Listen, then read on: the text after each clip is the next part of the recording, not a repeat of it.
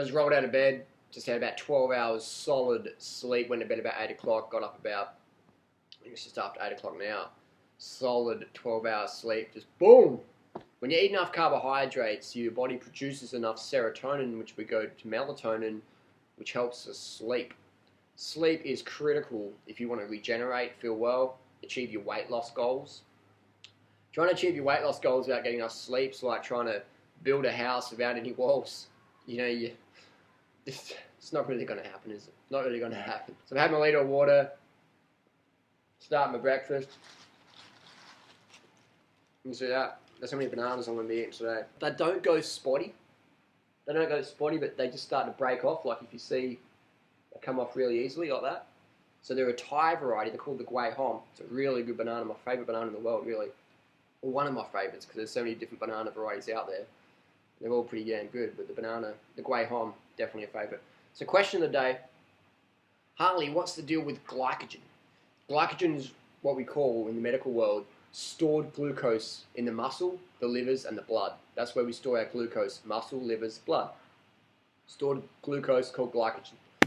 When your glycogen runs out, you enter ketosis, where your body is turning fat into sugar to fuel the cells. And you feel shit. You feel moody. You got no fucking energy at all. Your stamina is just like boom. Your strength is boom. Everything's fucking boom. Down in the fucking holes. Just read all the low carb paleo primal forums about people just, you know, floundering and flaking and crashing on when they hit ketosis and they're trying to do sport or just trying to look after their children or trying to be a good business person or whatever, or good partner in their relationship. When you're on ketosis, boom, crashing big time.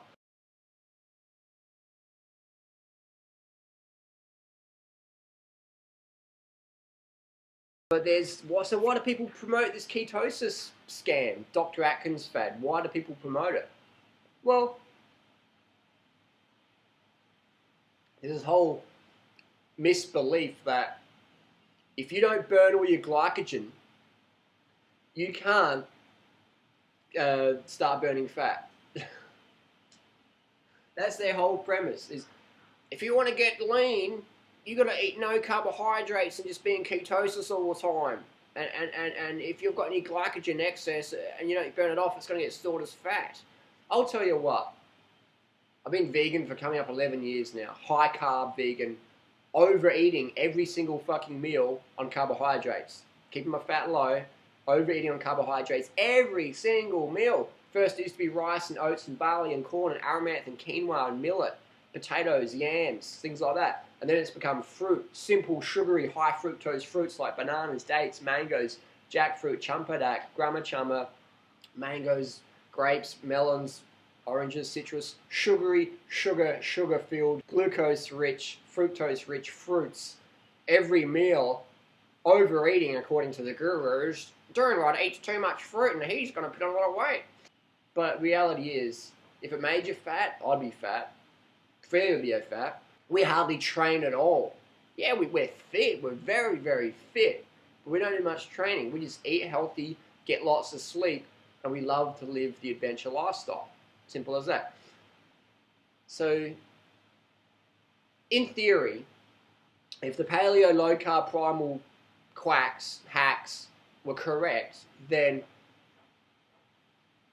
I would have to deplete my glycogen every single day in order to not store body fat. What am I, like 2% body fat, 3% body fat or something like that?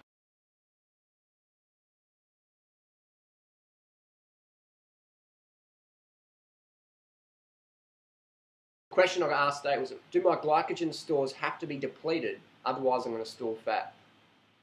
In other words, they're saying, if you don't use up all your glycogen every day, it gets stored as fat, which is fucking rubbish.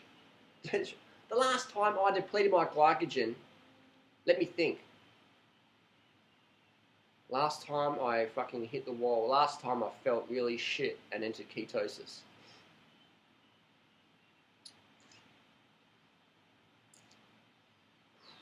I got close to it in a marathon last year. I got pretty close, but I wasn't entering ketosis. I got close though. My performance started to go downhill. You know you're entering ketosis because your performance starts, it goes like that, solid, then it's So my performance in the marathon was solid, and it starts to drop a little bit. But I finished, so I was alright. Last time I depleted my glycogen stores. Come on, Harley, think. I reckon it was. I reckon it was 2004. 2004, I did a bike race, and we're riding home, and I just bonked full on. But even then, I just a little bit bonked. You know, I didn't really go into the full-on ketosis thing. Man, it's fuck. When was the last time it happened? I reckon it's probably 2002 when I cycled across Australia, and one time when I literally ran out of food, and I was creeping. I started crying. I reckon it would have 2002. 2002 was the last time I depleted all my glycogen stores. So I'd say, yeah, 2002, last time I depleted my glycogen stores completely. Depleted. Is that a word? That's the last time I depleted. That's the last time I depleted my glycogen stores. Coming up 10 years. Coming up 10 years is the last time I fully just exhausted my glycogen stores. That's the last time I did it, and now, you know, I'm still like single-digit body fat levels. So how does that work? So what happens to excess carbohydrates? What the fuck happens to excess carbohydrates you eat? On your weight loss journey, people are going, carbs, don't eat the carbs. Carbs are the slimming foods. You need carbohydrates to burn fat. Otherwise, your mood goes down and you don't want to do shit. You can't do nothing. It's like putting the fuel in the car. You got to put the fuel in the tank to get the engine going. You got to put the carbs in the tank to get the engine going. You want to burn the fat, load up on carbohydrates. Most people think of carbohydrates as Big Macs, cheesy meat lovers pizza with a cheese-filled crust. The reality is, carbohydrates, rice, potatoes, fruits, starches, quinoa, millet, amaranth, things like that. Low fat, high carb, plant-based, vegan starches. Carbohydrates, fruits. That's what carbohydrates are. So when you hear me talking about carbohydrates, I'm not talking about chocolate, milk, or fatty, greasy, cholesterol, saturated fat, heart attack foods like that. I'm talking clean, lean, mean plant foods, with fruit being like the pinnacle, because fruits are so nutrient dense and it tastes great. So that just totally debunks the whole carbohydrate myth that you have to deplete your glycogen stores, otherwise it gets burned as fat. But where's the science behind that? Because I can just talk about my personal theory and my personal experience, single digit, 3% body fat after 11 years carbohydrate feeding every single fucking meal. But where's the science? How do we explain durianrider's got 3% body fat after 11 years in the high carb program? How do we explain that? It's something called dietary thermogenesis. Dietary thermogenesis. Look it up. Excess carbohydrates you eat, oxidizes fat. Simple as that. Simple as that. So look it up. Dietary thermogenesis. So next time, one of your low-carb, paleo, primal friends, or you're reading Mark Sisson's forum, or Rob Wolf, or Sally Fallon, or any people like that are saying that, watch the carbohydrates make you fat, don't eat too many carbs. You say, well, actually, Mark, Sally, Rob, Sean Croxton, Gary Torbs, Lauren Cordain, whoever, you guys are actually wrong. Excess carbohydrates, there's a word called dietary thermogenesis. There's a thing called dietary thermogenesis. Look it up. That's why you never see any fat carbohydrate munchers. Ever. You don't see any long-termers who are fat. You might see some people who are a bit floppy because they don't train at all. But they're still trim people. If you look at their diameter, they're small. They might be floppy because they just don't use their body at all. They just sort of do nothing, which is cool, but it's not good for your health. So if you want to achieve your weight loss goals, you've got to smash in the carbs, keep the fat low, under 10% of total calories, 10 grams of carbohydrates per kilo of body weight per day, and if you're going out riding your bike or whatever, 1 gram of carbs per kilo of body weight per hour, and just live the adventure lifestyle. And if you limit your carbohydrates, you are going to limit your ability to live at your peak levels every single day. You're going to limit your ability to get the 12 hours sleep so you can recharge. Today's is going to be a cracker day. This whole weekend is going to be a cracker weekend because I'm just so carbed up, slept, and hydrated. It's going to be a fucking awesome weekend. So don't believe the hype that you have to deplete your glycogen stores because excess glycogen gets burned via dietary thermogenesis. Simple as that.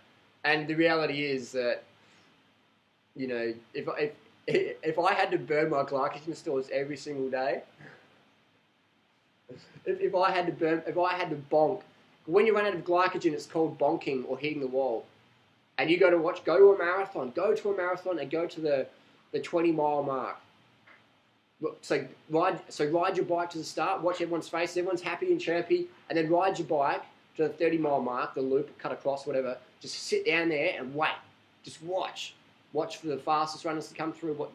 Sit there for an hour or 2 hours and just watch people coming through. And then you'll see the transformation of what happens when people go low carb. When they run out of glycogen, that's what happens to their mood, their performance. Try and get them to smile. They'll be like, fuck off, you fucking idiot. Fuck on, you know. So that's reality there. So what these people do is they say you have to burn all your glycogen every day. It's fucking bullshit. It's absolute bullshit. I'm sorry. It's rubbish. Because if that was true, and I haven't depleted my glycogen fully for almost 10 years, it's nonsense. So that's your answer, dietary thermogenesis. Look it up, and then please post your comments down below. Send me some information of someone who's a fat, long-term, high-carb, low-fat, vegan, fruit bat, rice munch, or whatever. Send me the details, like link me to their blog or whatever, so I can look it up and share. Because I've got a $10,000 reward for anybody who can show me the fat, long-term carb muncher. $10,000. I've got the money. You can guarantee that. So I want to give it to someone. So I've got $10,000 for anybody who can show me the fat, high carbohydrate, low fat, under 10% of total calories, long-termer, fruit muncher, rice muncher, whatever, vegan. If you can send me their details, their blog, or give me the data, I'll give you $10,000. That's my word. That's my word. That's how confident I am on this program. $10,000. Can you take it from me? I've got it. We'll give it to you via PayPal. That's the competition. Please share that message around. Don't forget to hit the like button if you like this video. And subscribe to my channel because I'm always putting out awesome videos for weight loss, health, lifestyle, loving the life. I'll see you next video. Thanks for watching. Carb up, because I'm sure gonna. Gotta get a sweat up. If you want to get fit, you gotta do it. If you want to stay fat, you gotta keep doing what you're doing. Keep doing nothing. Keep eating shit.